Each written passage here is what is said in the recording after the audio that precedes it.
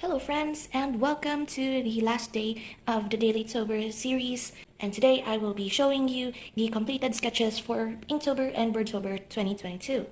So first, to recap, before the flip through, I would like to share the materials that I have used throughout the illustrations. So during my Inktober prep video, I have explained like the thought processes, as well as did a little bit of a pen test at the back here. The notebook that I'm using is not entirely a sketchbook. It is just a grid notebook from the Vllo Paper Corporation brand, not sponsored. And I did a pen test of all of the things that I wanted to use before starting the whole Inktober and Birdtober process. And so what I retained here actually is just my Jane Davenport set. I realized that for this type of paper, Jane Davenport watercolors, the brights and the neutrals pack are the only ones that don't really, they don't dry too quickly on paper, so it allowed me to blend paints and colors more, easier to control compared to the Sakura Koi brand. And Gansai Tambi I didn't even touch because I used that last year and wanted to use my other palettes. As for the markers, I only gravitated towards my Pigma Microns. I basically have this pen case beside my bed, and whenever I wanted to draw for the day, I just pull this out. Although my Graphic 2 and the brush pens are nearly faded, I didn't use it up, so maybe this has another Inktober or Birdtober for the next year.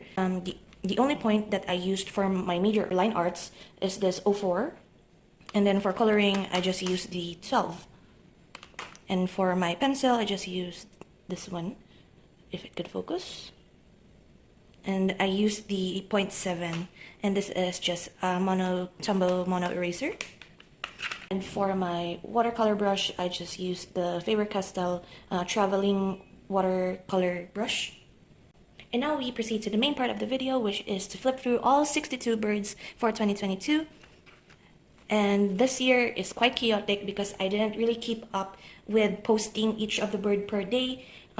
There are tendencies wherein I don't draw for like a whole week and just catch up within 2 days. So we shall begin. So my pattern for doing this is Inktober first, then Birdtober. So it's like day 1 of Inktober, then day 1 of Birdtober, then day 2, and so on. So the first parts of the Inktober and Birdtober, I don't really have that much, I didn't feel like it was the best of what I could do. I wasn't really feeling some of my sketches.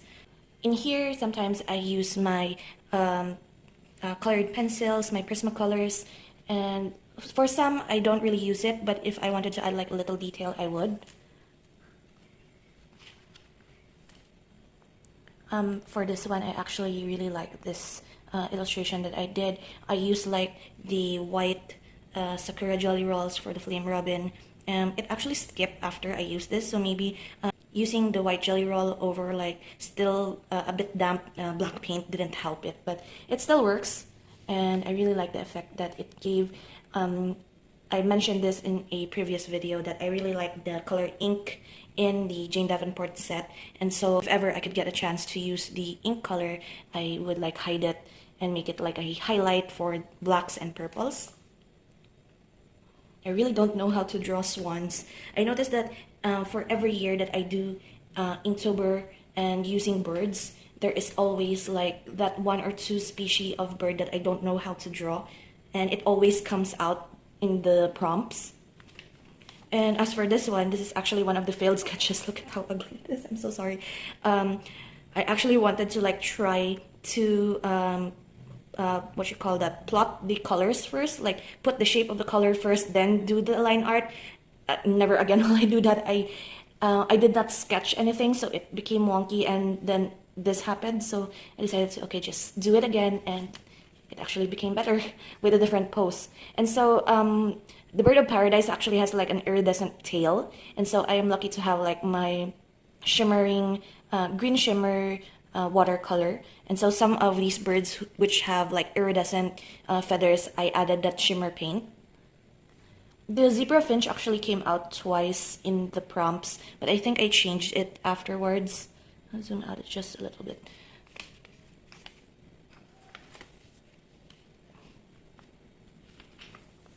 This is actually very fun. The secretary bird. It's like a very sassy ostrich, if I could describe it. It's a very fun, very beautiful bird. This is actually a parakeet. What is this species called again? I forgot to write the exact species of the parakeet. I found this like matching game for which species of bird that would be best to be your pet, and I got this specific parakeet, and so that is what I did for the day 8 prompt of the Inktober, which is match, and that's how I relate the bird to the prompt.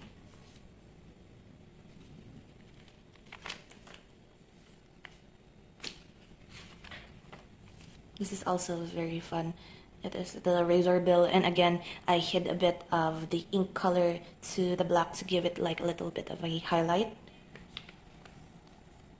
So some of these birds are favorites of mine, and some are like, I think because I missed and skipped a few days at a time, and like batch drew and batch colored some of these. Sorry, I had to pause. Sirens outside. And so, where was I? Some of these I batch painted and batch drew, so they're almost like quantity over quality. But there are others that I'm very proud of, especially this eagle. So last year there was also like an eagle that I related in the prompt, and for this year are 2 eagles in the prompts. And so this one I'm actually very proud of, even though I kind of drew it quite short. The actual photo was, I think it was taller. I made it a bit chunkier here. But I like this one. It's the most eagle-like eagle I've ever drew ever since last year.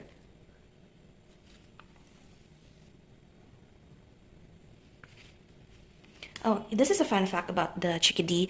I was looking for a bird that actually like is very forgetful, or like tends to forget based on research. And I found out actually this is supposed to be where the zebra finch came in as well. Because beforehand, before joining Birdtober, I've already prepared a list for what bird I will use for Inktober prompts. And so the zebra finch was the one I was supposed to put for the forget prompt. And since it was a double for the zebra finch of the Birdtober, I decided to change this one. And the fun fact about the chickadee is that they are the most like sharpest memory bird in all of the bird species. But in order to keep that sharpness of their memory, they had to forget like the past 6 months of the whatever they store, like where they went or where their previous nests are, in order to find their way in like big cities or areas where they live. So that's a fun fact about this bird and why I chose it for this particular prompt.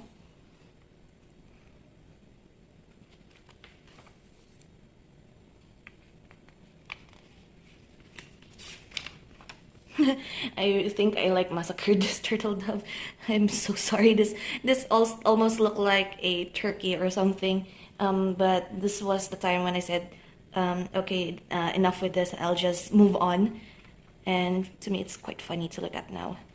But in the next day, I did better with the great hornbill.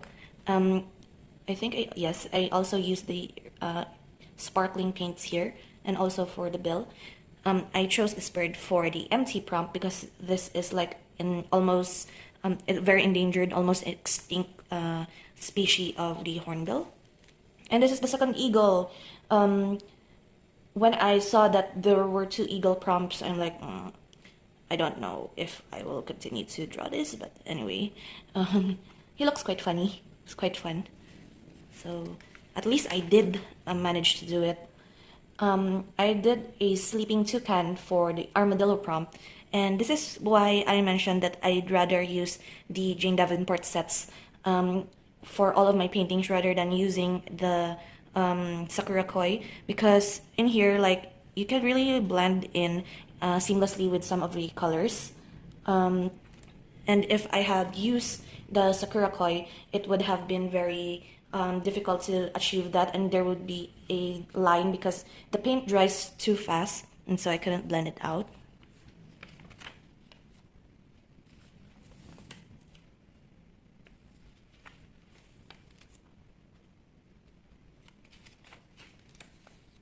I think this is the only bird that I didn't paint in except for the tail. I chose this white-tailed. It's supposed to be white-tailed, but I don't know why the tail is actually colored in like a beige. So this is the white-tailed tropic bird, and I chose this bird for the salty prompt because it's a marine bird. So my brain was like, marine bird, ocean. The ocean is salty, so okay, let's do this one. This is the most simple shape of bird that I drew for the whole um, 62 birds that I've chosen. And again, we have here another fail, and because of that fail, I just proceeded to the back of this page. Spix macaw, or the blue macaw, the same species of birds that you see from Rio. I kind of overdid the color here, but that's fine. And then the next one, the royal tern. This is also a very fun bird to color in because of its two-toned brown and blue. I really like the combination of like a very sand color and like a light wash of blue. It's very somewhat like a very beach color scheme. The snow bunting. This is one of my favorite ones. It's very simple and it's very chunky. It's very adorable. And I think the whole this whole experience made me discover that the circles that I do for the background, I really like it when it's colored in this red, the gold, and the orange. It's like every time I do, like for example, this yellow, it's also fine, but the gold one, like this one, is better. And whenever I use like a purple or a blue or sometimes green, it doesn't stand out as much. But sometimes there are like birds that are very dominant with yellow and dominant with orange or red that I don't want the same color from their body with the color of the circle. I also use the very thick layer of the sparkling paint here because this is the Himalayan monal bird for the ponytail prompt because it has a very stylish hairdo, and the whole like its whole body is very iridescent, and so in order to show how sparkly the bird's feathers are, I just added a sparkling paint here.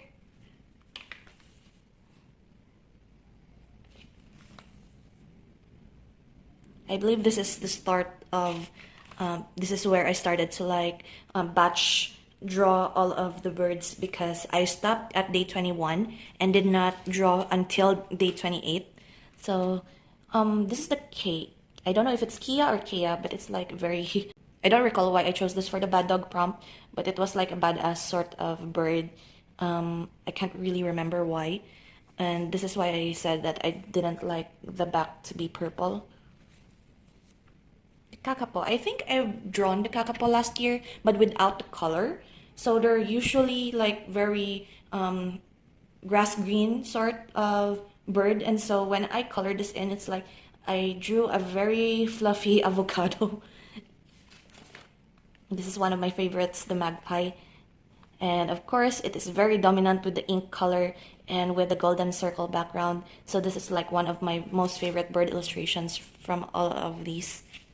One of the favorite, because I know that there is one more that I really love making and painting at the back.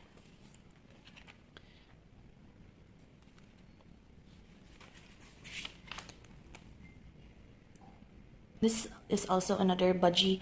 Actually, parakeets are my favorite bird species. I don't know if I mentioned this in a previous Inktober, but every time there is a prompt about like sickness or something, I don't know why I tend to use the budgies for those because it's usually pet birds that get sick easily. This is the Asian fairy bluebird with its red eye for appropriately for the prompt of fairy. This bullfinch is also fun to color in. I mixed in the oranges with the sand color to make it look like a very fluffy bird, and made the face, the black area of the face, very as clean as I can, if I can say. It ended up being very watercolory and very painterly style.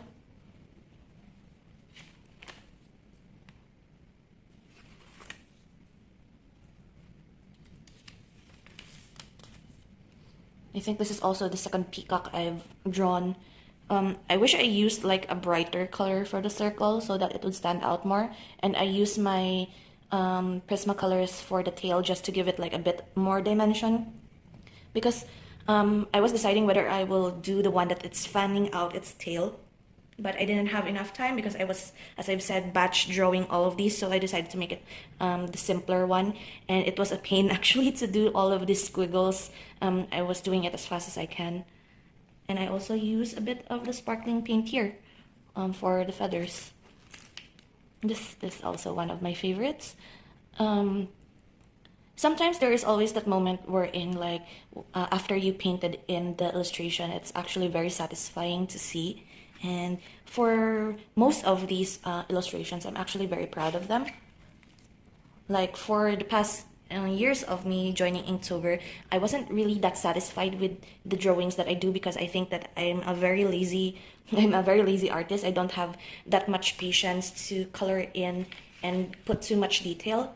But all of these like practice sketches, I think I have grown a bit from doing like 10-minute sketches or 10-minute illustrations to 20 to 30 minutes and taking actual time to focus on one drawing rather than to move on to the next and forget about it. So I'm proud of these drawings that I've done.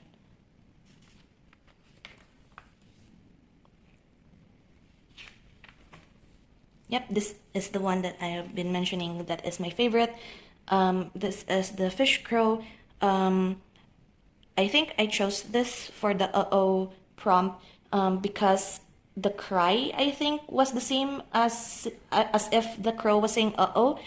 I also use the ink color paint here, just differing water levels, water control, to make some of the areas darker and lighter. This is the artist choice for the Birdtober. I chose the Crimson Chat. From my reference photo, it isn't as chunky as this, but I don't know why I chose it to be as round and as fluffy as this one. We're almost near the end. The Resplendent Quetzal is actually a very beautiful bird, so I did not do this bird justice with how cartoony I did this. The Egyptian vulture, though, I really like. I don't know why I chose like a very purple and brown tone for this. I mixed the purple and the brown for the branch of the tree. So it was like an interesting choice on my part to use that. But I was like, let's try not making this like poop brown and actually put like an interesting color in. I painted this actually this morning. It's kind of sad that I smudged this because I was like in a rush because we were going out in the morning, and so after I painted this we went out. But I'm actually very proud of how painterly this looks like. Of course, it is a drake, it is a male duck, and it is one of probably the best duck I've ever painted in my whole life. And this is the last one. Before filming this, I've actually did this before filming, and it's actually very good. I've chosen a more pink instead of the purple for this one. And so that is the end of this whole flip through. Do let me know down in the comments which bird is your favorite out of all of the 62 choices that you have here. And if you have joined and completed Inktober or Birdtober yourself. And so that is it from me for all of the 30 videos that I have for you for the whole Dailytober series. I am so glad that I am able to have completed Dailytober for like the second year in a row, even though I've missed one day. But I will establish it right here, right now. If ever I will do this again for the next year, I will just do it for 30 days. I will skip my birthday just to give me like one day of rest in the middle of the month. And that is it. I hope you enjoyed this. Thank you so much for joining me today, for hanging out with me in this flip through, and for if you did watch all of my videos, thank you so much. It really helps a lot, and I will see you again in my next one. I will be flipping through some of my notebooks for the month of October, sporadically for like in the next few weeks of November, and then I will see you in the next one. So until then, guys, bye bye.